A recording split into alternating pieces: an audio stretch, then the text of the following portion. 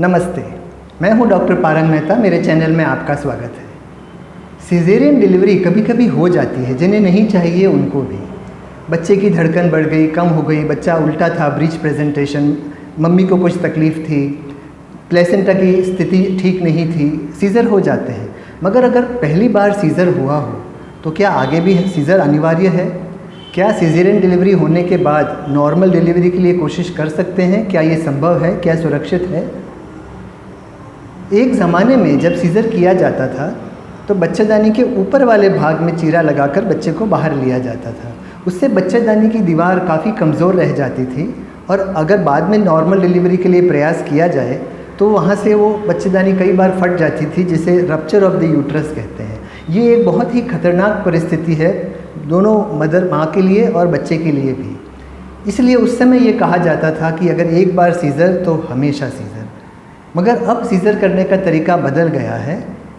अब सिजेरियन से जब डिलीवरी होती है तो बच्चेदानी के नीचे वाले भाग में चीरा लगाया जाता है और अब अगर बाद में नॉर्मल डिलीवरी के लिए प्रयास किया जाए तो रप्चर ऑफ द यूट्रस का जोखम 1% से भी कम है। तो सिजेरियन डिलीवरी के बाद नॉर्मल डिलीवरी संभव भी है, सुरक्षित भी। आप करना चाहेंगे? नॉर्मल डिलीवरी नॉर्मल है, सामान्य है। आप अगले दिन खड़े हो जाते हैं, चल फिर सकते हैं, घर का सामान्य खाना पीना ले सकते हैं, बच्चे की और अपने खुद की देखभाल ठीक से कर सकते हैं।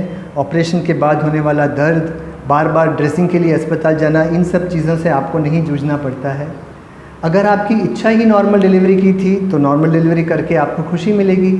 और अगर आप बड़े परिवार के लिए सोच रहे हैं तो इतने सारे सिजेरियन सुरक्षित नहीं है, नॉर्मल डिलीवरी ही ठीक है। जो लोग सिजेरियन के बाद नॉर्मल डिलीवरी के लिए प्रयास करते हैं उनमें से 70 से 90% लोगों को सफलता मिलती है।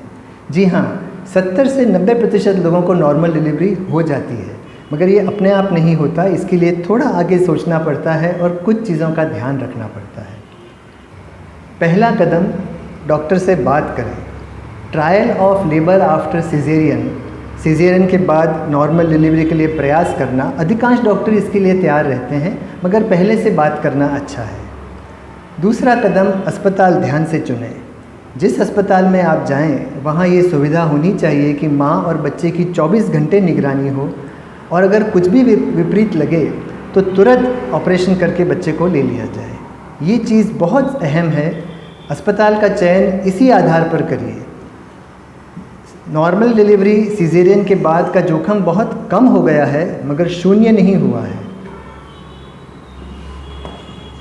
क्या कारण है जिससे सफलता मिलने की उम्मीद ज़्यादा है? आपका पहला सीज़र क्यों हुआ था? अगर कुछ ऐसे कारण थे जो उस समय थे मगर आज नहीं हैं तो आपको सफलता मिलने की उम्मीद ज़्यादा है। अगर उस समय बच्चा उल्टा या आड़ा था, ब्रीच या ट्रांसवर्स लाई, अगर उस समय प्लेसेंटा बच्चेदानी के नीचे वाले भाग में थी, बच्चे की धड़कन एकदम से बढ़ गई थी या घट गई थी, आपका रक्तचाप एकदम बढ़ गया था, बच्चा बहुत बड़ा था, 4 किलो से ज़्यादा, तो उन कारणों से सीज़र उस समय हुआ था, आज ये कारण नहीं है। इसके सिवाय कुछ और भी कारण होते हैं जिससे सफलता मिलती है। अगर बच्चा सामान्य वज़न का हो, 3.5 किलो या उससे कम, अगर एक ही बच्चा हो, अगर बच्चा सिर से नीचे आ रहा हो, जिसे वर्टेक्स प्रेजेंटेशन कहते हैं, आपकी उम्र 33 वर्ष से कम है, आपको कोई बीमारियां नहीं हैं और प्लेसेंटा अपने सही जगह पर है, और अगर आपके लेबर पेन, आपके दर्द अपने आप प्राकृतिक रूप से शुरू हुए हैं तो सफलता मिलने की उम्मीद काफ़ी बढ़ जाती है। सिजेरियन के बाद नॉर्मल डिलीवरी की कोशिश कब नहीं करनी चाहिए? यदि आपकी उम्र 35 से ऊपर है, अगर आपको कुछ मेडिकल बीमारियां हैं जैसे ब्लड प्रेशर वगैरह, अगर बच्चा बहुत बड़ा है, 4 किलो से ऊपर, अगर एक से ज़्यादा बच्चे हैं, ट्विन्स, ट्रिपलेट्स, जुड़वा बच्चे, अगर बच्चे में कुछ खामी है, सोनोग्राफी में मालूम चला कि कुछ कंजेनाइटल एनोमलीज़ हैं, अगर प्लेसेंटा नीचे की तरफ है और अगर बच्चेदानी पर इससे पहले कोई ऑपरेशन हुए हैं जैसे कि फाइब्रॉइड के लिए शल्य चिकित्सा, तो फिर सीज़र ही कर लेना सुरक्षित रहता है।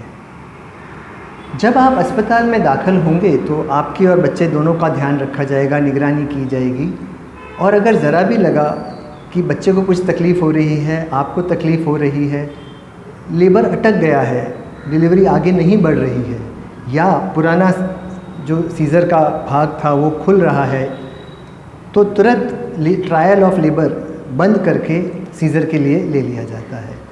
पुराना घाव खुल जाना, जिसे रप्चर ऑफ द यूट्रस कहते हैं, बहुत ही खतरनाक चीज़ है जिसमें बच्चे और माँ दोनों की जान जा सकती है। इसलिए इस समय कोई भी जोखम न लेते हुए नॉर्मल डिलीवरी का प्रयास तुरंत रोक के 2 जान बचाने के लिए ऑपरेशन कर दिया जाता है।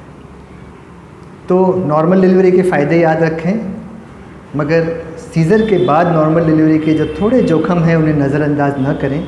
डॉक्टर से पहले बात करें, अस्पताल का चयन सावधानी से करें और योजनाबद्ध तरीके से आगे बढ़ें। देखने के लिए धन्यवाद। नमस्ते।